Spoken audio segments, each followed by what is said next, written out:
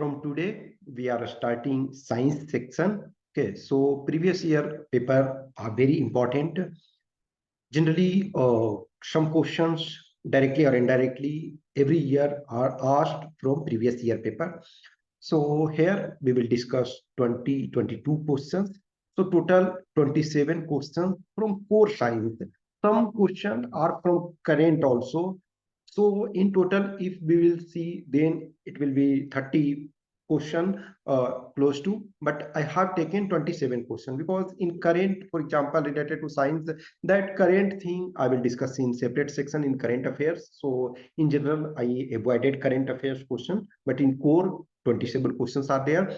Nowadays, for example, in 29 from 2019, questions in science section has increased enormously. Now on an average 30 questions you are getting on an average. Some question, for example, numericals are also covered. So in science and in quantitative aptitudes, you should do maximum accuracy, then you will have huge advantage. Okay, and many questions, for example, are directly asked from NCERT. So first question, for example, the organisms that prefer high salt concentration habitats refer to, means वे जीव क्या कहलाते हैं जो उच्च लवण सांद्रता आवास में रहना पसंद करते हैं. तो एक्चुअली देखो इसमें से कुछ जो टर्म्स है, फाइल्स का मतलब एक तरह से लव होता है कि दे लव. तो अब ये देखो कैल्सीफ्यूगस, कैल्सीफ्यूगस एक्चुअली ये नहीं होगा, तो जब भी होगा वो फाइल वाले होंगे, तो इसको एक तरह से हटा दो. तो कैल्सीफाइल्स का क्या मतलब होता है कि दोज प्लांट्स और स्पीसीज और organisms, they do not like alkaline medium. Okay, so alkaline environment they do not like. Alkaline means you can say basic medium. So they do not like, then that is rejected. Next, for example, it is salt. Okay, next it is alkalified. So it calcifugous, they do not like alkaline mediums, but they like alkali medium, so it will also not be there. Next, halophiles. Halo means salt, so it is salt concentration. So halo means salt, philes means love, so they love salt environment, salty environment. Nitrophiles means they like more nitrogen in nitrogenous environment, so this will also be not there. So C is the correct answer. Next, question number 2. Which of the following combinations correctly represents the genetic materials in prokaryotes and eukaryotes respectively? Means prokaryote, those organisms, for example, Whitaker, H.R. Whitaker divided organisms in different group, for example, Mammalia, Plantae, Monera, Protista, etc. So in that way, prokaryotes are those organisms which are, you can say, in general unicellular, or their different organelles are not properly distinctly developed. So they are neither having a distinct nucleus nor well developed body. So it is their main genetic material is in nucleoids. So where nucleoids are there, so that keep and rest eliminate.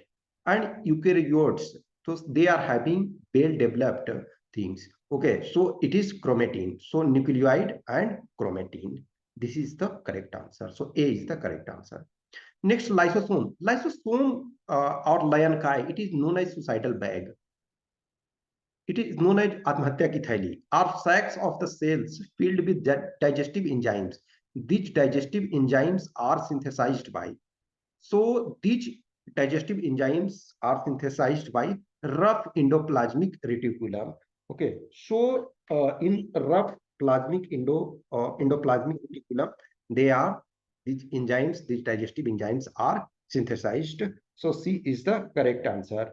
So in a smooth endoplasmic reticulum, lipids and steroids are synthesized. So C is the correct answer. Next, which of the following best represents the cells of a meristem of plant? Meristem of a plant means, you can say, this is the type of tissue.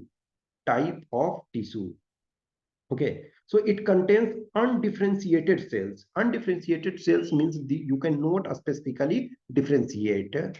Okay, so best represents, which one of these best represents? So it is dense cytoplasm, thin cell wall, large nuclei and absence of vacuoles.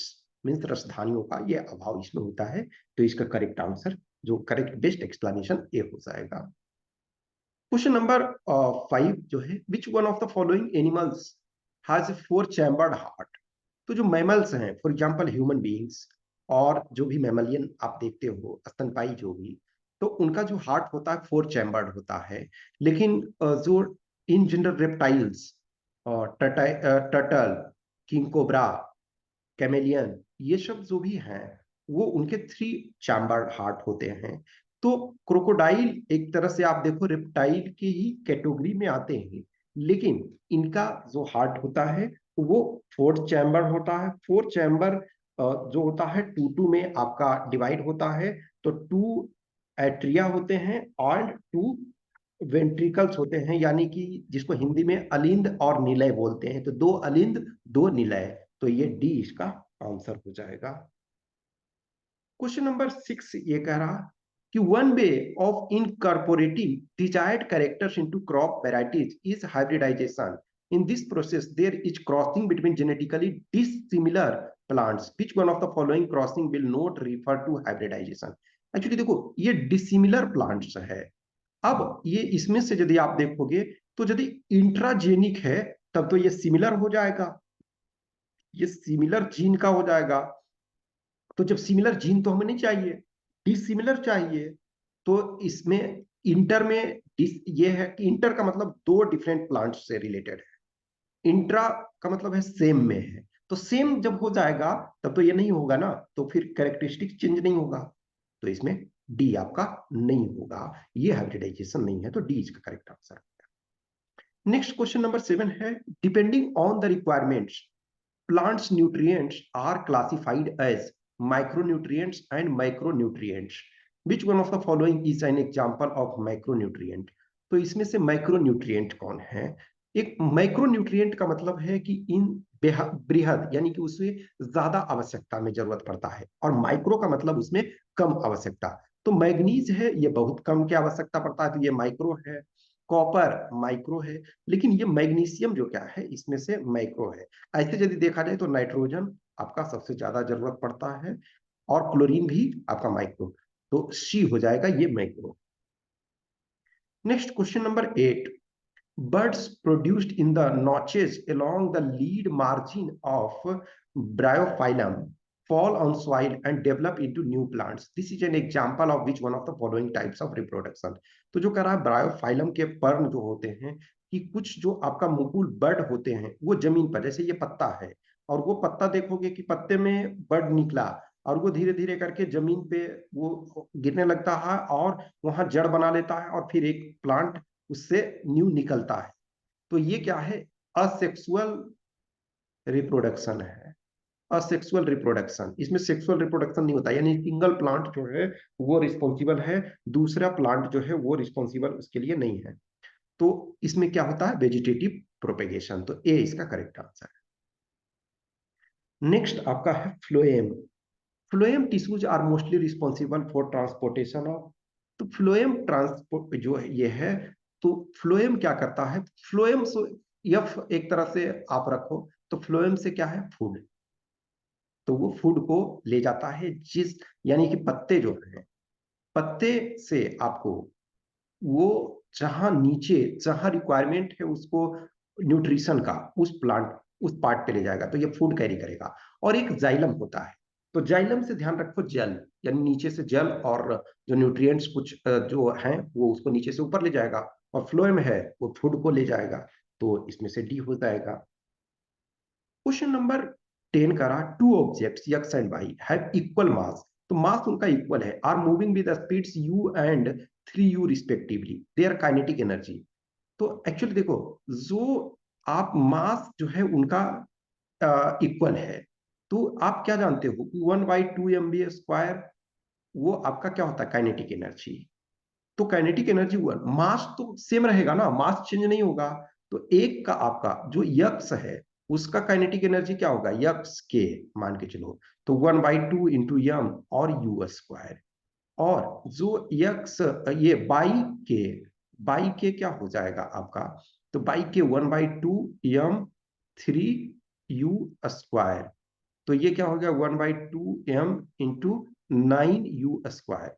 तो देखो 1/2 M square को ये रखो और ये क्या हो गया, यानी कि 9 इंटू, तो अब ये ज्यादा है के, इसका मतलब क्या है, इधर मल्टीप्लाई करोगे तो 9 के x equal to K by, तो ये हो जाएगा सी।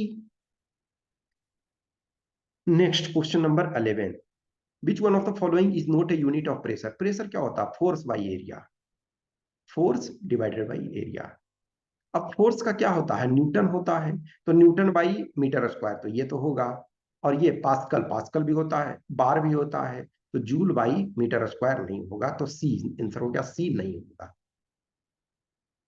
नेक्स्ट आपका क्वेश्चन नंबर 12 का रहा, which one of the following materials can not be used to make convex lens. अब एक्चुअली ध्यान रखो कि कन्वेक्स लेंस में क्या होता है, कि जो कन्वेक्स लेंस इस ढंग से होता है, यानी कि लाइट जो होता है एक पॉइंट पे कंसंट्रेट होता है, तो इसका मतलब क्या है कि ये आपका ट्रांसपेरेंट होना चाहिए, लेकिन एल्युमिनियम क्या है, ये ट्रांसपेरेंट नहीं है, ये ट्रांसलूस, ये आपका ओपेक है, तो इससे नहीं बनाया जा सकता है, तो ये नहीं बनाया जा सकता, बाकी से बनाया जा सकता है, ग्लास से बनाया जा सकता है, सेफायर से बनाया जा सकता है, और वाटर से बनाया जा सकता है, तो इसका ए होगा।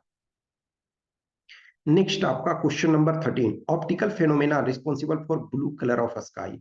तो जो स्काई, अब ऑब्वियसली ये जहां पॉल्यूशन कम है, डस्ट पार्टिकल कम है, वहां आप ब्लू स्काई जनरली देखोगे, जहां डस्ट पार्टिकल बहुत अधिक है, जहां पॉल्यूशन बहुत अधिक है, जनरली वहां आपको प्रॉपर ब्लू स्काई नहीं दिखेगा, इस वजह से हिल एरिया जाओ या जहां पॉल्यूशन कम है तो आपको प्रॉपर ब्लू स्काई दिखता है। तो ब्लू स्काई कहाँ आपको दिखता है, scattering of light. Scattering of light का मतलब क्या है, जो प्रकाश का एक तरह से प्रकीर्णन, तो प्रकीर्णन का मतलब है डिफरेंट ये में ज्यादा फैल जाना, लेकिन जैसे फॉर एग्जांपल रिफ्लेक्शन, रिफ्लेक्शन में क्या होता है, जहां प्रकाश पड़ा उसी डायरेक्शन में या तो ऐसे लौट आया या कुछ सीधा लौट आ सकता। रिफ्रैक्शन क्या है, वन मीडियम से दूसरे मीडियम में चला गया। स्कैटरिंग से फैलता है, और डिस्पर्सन एक तरह से क्या होता है, जब आप प्रिज्म में ब्रेक होता है, तो ये एक्चुअल में क्या है, स्कैटरिंग के कारण, फैलाव के कारण, तो डी इसका करेक्ट आंसर हो जाएगा। नेक्स्ट क्वेश्चन नंबर 14 का रहा, the electrical device used for converting mechanical energy into electrical energy. अब एक्चुअली वोल्ट मीटर क्या है, वो मेजर करता है आपका जो वोल्टेज की कितना आपका है, या जो आपका करंट के लिए पॉइंट ऑफ व्यू से भी, मीटर आपका करंट के लिए, मोटर, मोटर क्या है, वो आपका इलेक्ट्रिकल एनर्जी को आपका डिफरेंट, जो एक्चुअल में इलेक्ट्रिकल एनर्जी को इन जनरल मैकेनिकल में ट्रांसफर करता है, लेकिन मैकेनिकल एनर्जी को जनरेटर करता है जो जनित्र है, यानी आप जनरेटर चलाते हो तो क्या है, वो मैकेनिकल एनर्जी है, यानी कि वो आपका मूव करता है, घूमता है, डीजल इंजन आप लगा देते हो उसमें, और उसके बाद वो इलेक्ट्रिक जनरेट करता है। और जनरेटर डिफरेंट टाइप्स के हो सकते हैं, आप जो इलेक्ट्रिसिटी जनरेट करने के लिए जो जनरेटर होता है बड़ा बड़ा, वो उसमें तो वो वाटर से हो सकता है, आपका डिफरेंट टाइप्स के चीजों से हो सकता है, तो जनरेटर ये है, डी इसका आंसर हो जाएगा। नेक्स्ट आपका क्वेश्चन नंबर 15 का रहा, the magnitude of focal length of a concave lens is 2 metre, what is the power. तो आप पावर डायोप्टर में मापते हैं तो वो 1/फोकल लेंथ होता है, तो 1/फोकल लेंथ, तो 1/2, इसका मतलब 0.5 तो होगा, तो ये वाला तो हट गया, लेकिन अब 0.5 जो होगा वो आपका पॉजिटिव में होगा या निगेटिव में, ये हमारे पास समस्या है। तो ये चूंकि कनकेव लेंस है, तो कनकेव लेंस वाला जो होता है वो निगेटिव में हो जाएगा, तो ये आपका बी हो जाएगा, तो 0.-0.5 डायोप्टर। नेक्स्ट क्वेश्चन नंबर 16 कहता है, at the time of short circuit the current in an electric circuit. ये यूपीएससी में आप लास्ट 10 ईयर्स में देखो, डिफरेंट यूपीएससी द्वारा कंडक्ट एग्जाम, तो 10 ईयर्स में कम से कम 10 टाइम्स तो पूछा ही है, यानी हर ईयर में किसी ना किसी एग्जाम में तो पूछा ही जाता है, कभी कभी सेम ईयर में मल्टीपल एग्जाम्स में, तो ये क्वेश्चन तो आपको आंख मूंद करके बनाना चाहिए कि इंक्रीज शार्पली, तेजी से तुरंत, अब कुछ जगह इंस्टेंटली इंक्रीज, इंस्टेंटली ये रह सकता है, तो कुछ भी रह सकता है, आपको उस आधार पे वर्क करना है। लेकिन ये क्वेश्चन जो है इतनी बार रिपीटेड हुआ है कि आप इसको, अब ये सब क्वेश्चन को कभी भी आप गलत करना स्वीकार नहीं कर सकते हो। नेक्स्ट आपका न्यूमेरिकल फिर है कि 17 number, if the linear momentum of a moving object changes by 2 times then its kinetic energy will change by a factor. Linear momentum का फॉर्मूला क्या होता है, आपका mv होता है, मास इनटू वेलोसिटी। तो अब लीनियर मोमेंटम 2 टाइम्स हो रहा है, तो वैसे मास तो चेंज नहीं होगा ना, मास तो सेम रहेगा, यानी वेलोसिटी चेंज हो रहा है। तो वेलोसिटी कितना हो रहा है, 2 टाइम हो रहा है, v जो है 2v हो रहा है। और काइनेटिक एनर्जी आप 1/2 mv स्क्वायर होता है, तो v को 1/2 m तो सेम रहेगा, v स्क्वायर को 2v स्क्वायर करोगे तो ये क्या हो गया, 1/2 इंटू 4 mv स्क्वायर। तो इसका मतलब क्या होगा, जो काइनेटिक एनर्जी 4 टाइम से चेंज हो जाएगा, यदि आपका लीनियर मोमेंटम 2 टाइम से चेंज हो रहा है, यानी कि ये तो बाय ए फैक्टर ऑफ 4 हो जाएगा ये, तो बी इसका करेक्ट आंसर हो जाएगा। Next question number 18, which one of the following oxides react with both acid and base. अब एक्चुअल में देखो ना, ये इनकी प्रॉपर्टी जो है बेसिक है, इनकी प्रॉपर्टी बेसिक है, इनकी प्रॉपर्टी ये हाईली बेसिक है, ये हाईली बेसिक है। और ये इनका देखोगे कि इनका जो बाहरी कक्षा में 3 इलेक्ट्रॉन है, तो ये एक तरह से बीच वाले में से है, इसमें से 2 इलेक्ट्रॉन कैल्शियम में बाहरी में, इसमें 1 है 1 है, ये हाईली बेसिक से है। और ये जो क्या है, बीच वाले हैं, तो ये दोनों से रिएक्ट करेंगे, तो ए इसका करेक्ट आंसर हो जाएगा। Next question number 19. Which of the following makes bread soft and spongy when baking soda is added? अब बेकिंग सोडा खाने वाला सोडा जो होता है, उसको ये क्या बोलते हैं, सोडियम बाइकार्बोनेट बोलते हैं। सोडियम बाइकार्बोनेट का जो फॉर्मूला होता है NaHCO3 होता है। अब ये फॉर एग्जांपल, इसको आप इसमें से ये हाइड्रोजन आयन एक तरह से इसमें अभिक्रिया करता है, तो ये क्या बन जाता है आपका CO2 प्लस H2O, और प्लस जो आपका है ये सोडियम सॉल्ट बनता है। तो एक्चुअली क्या है, ये कार्बन डाइऑक्साइड के कारण जो है वो आपका ये फूल जाता है, तो और सॉफ्ट हो जाता है, तो सी इसका करेक्ट आंसर होगा। नेक्स्ट आपका बोरेक्स। बोरेक्स यानी सुहागा जो होता है, तो बोरेक्स क्या होता है, इसको सोडियम बोरेट भी कहते हैं। ये किसका होता है, बोरिक एसिड का सॉल्ट होता है। तो ये यदि आपको ये पता हो जाता कि इसको सोडियम बोरेट भी कहते हैं, तो आपका बन जाता, तो ये सोडियम कार्बोनेट से बनेगा, सोडियम से एक ही सोडियम है। नेक्स्ट आपका सिनेबार। सिनेबार किसका ओर है, तो ये सिनेबार जो है वो ये जो आपका मरकरी का ओर है। नेक्स्ट आपका व्हाइट गोल्ड। तो एक्चुअल में देखा जाए ना, कि व्हाइट गोल्ड एलॉय है, वो डिफरेंट इसमें कॉम्बिनेशन में भी हो सकते हैं, लेकिन इसमें जो मोस्ट अप्रोप्रिएट है वो आपका, जैसे पैलेडियम है और गोल्ड है, तो पैलेडियम गोल्ड, तो मोस्ट अप्रोप्रिएट जो है ये आपका गोल्ड निकेल और पैलेडियम। ओके, सो ये आपका मोस्ट अप्रोप्रिएट, मे बी ये भी स्लाइटली आपको वो कैरेक्टरिस्टिक शो करेगा, लेकिन ये जो है मोर अप्रोप्रिएट है, तो ए इसका करेक्ट आंसर है। क्वेश्चन नंबर 23, करा hydrogenation of alkenes can be carried out in the presence of. Hydrogenation का मतलब क्या होता है, एक तरह से अल्कीन है, अल्कीन में क्या होता है, अनसेचुरेटेड होता है, यानी हाइड्रोजन इसमें कम होता है, और उसमें एक्स्ट्रा हाइड्रोजन बना करके उसको सेचुरेट करना। तो सेचुरेट करोगे तो उसको, उस प्रोसेस को हाइड्रोजिनेशन, यानी कि हाइड्रोजन आप ऐड करते हो। ओके, सो हाइड्रोजन गैस आप ऐड करते हो, यानी कि डबल बॉन्ड जो है वो आपका ब्रेक हो करके वो सिंगल बॉन्ड बनेगा। तो उसमें से उसके लिए क्या जरूरत होती है, जो प्रेजेंस ऑफ निकेल। तो ये आपको अब इसमें लॉजिक नहीं लगा सकते हो, आपको पता होना चाहिए। क्वेश्चन नंबर 24 का रहा, calcium oxide reacts with water to produce slaked lime, it is an example. अब ये CaO है, कैल्शियम ऑक्साइड, अब ये वाटर से रिएक्ट करता है H2O, तो ये क्या बना लेता है, CaOH2। तो इससे क्या होता है, एनर्जी आपको निकलता है। तो यहां देखो क्या हो रहा है, ये एक्चुअल में यदि देखा जाए तो addition reaction, combination reaction, composition reaction और ऑक्सीडेशन रिएक्शन, तो इसमें एक्चुअल में क्या हो रहा है, कॉम्बिनेशन हो रहा है, दो कंबाइंड हो करके, और वो आपको तो तीसरा ये प्रोडक्ट, तो मोस्ट अप्रोप्रिएट जो ये इसका है कॉम्बिनेशन रिएक्शन है, संयोजन की क्रिया। Next question number 25, the atomic radius of hydrogen atom. अब ये देखो एक्चुअली क्या है, इसमें कंफ्यूजन है, इधर बी और ये डी, इसमें से कुछ भी हो सकता है। तो एग्जैक्ट अब मुझे प्रॉपर तरीका से कहीं भी अ, एकदम प्रॉपर ऑथेंटिक जिसको मैं कह सकता हूँ तो ये मिला नहीं है। तो ऑब्वियसली अब यूपीएससी ही फाइनल इसको कौन सा आंसर लेता है। लेकिन अब एक्चुअली लॉजिक के पॉइंट ऑफ व्यू से लगाओ तो देखो 37 यहाँ दो है, एक आपका नैनोमीटर में है तो ऑब्वियसली नैनोमीटर तो नहीं होगा, ये पिकोमीटर 3 है, तो इसी में तो आइदर बी हो सकता है या डी। तो आप कोई भी इसको मैं स्टार लगा करके रखता हूं। अब एग्जैक्ट जो है यूपीएससी आंसर बताइए।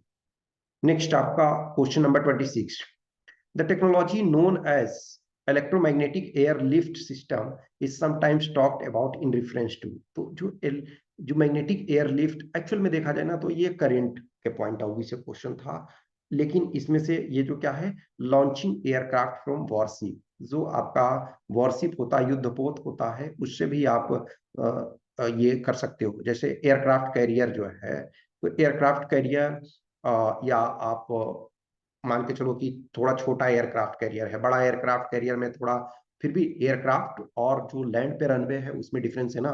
एयरक्राफ्ट पे आपका जो एयरक्राफ्ट कैरियर होता है उसमें छोटा होता है, प्लेस होता है, तो उसमें ये टेक्नोलॉजी यूज होता है। तो बी इसका करेक्ट आंसर है। लास्ट क्वेश्चन इसमें से, consider the following statements, aluminium powder is used as a solid fuel for rocket engine. ये सही है, एल्युमिनियम पाउडर जो आपका सॉलिड फ्यूल रॉकेट इंजन में यूज होता है, सही है। Compared to liquid fuel propelled rocket engines, the thrust per amount of fuel burned is higher in solid fuel propelled engine. Yes, ये भी दोनों सही, दोनों स्टेटमेंट सही है, तो इसका सी आंसर हो जाएगा। तो इसमें टोटल आपके 27 क्वेश्चन थे। तो फिर हम नेक्स्ट ये करेंगे। एक्चुअली अभी तक हम 3 सब्जेक्ट को कर चुके हैं, आपका इकोनॉमी कर चुके हैं, पॉलिटी कर चुके हैं, हिस्ट्री कर चुके हैं, अब साइंस हमने स्टार्ट किया। तो बीच में थोड़ा सा वो रिजल्ट भी आ गया था जो रिजर्व लिस्ट का था 2019 का, तो बहुत सारी चीजें अब एक साथ, इंटरव्यू वगैरह भी चल रहा है। तो लेकिन अब मैं रेगुलर बेसिस पे इसको कर दूंगा, चूंकि इधर हमने कंटिन्यूटी तीनों सब्जेक्ट को किया। मैंने आपको ये बोला कि आई विल ट्राई कि 31 मई तक मैं सारे को कर दूं, जो 2022 से हम कर रहे हैं और 2012 तक कर रहे हैं। तो आई होप कि मैं तब तक उसको कंप्लीट कर दूंगा 31 मई तक। Okay, thank you.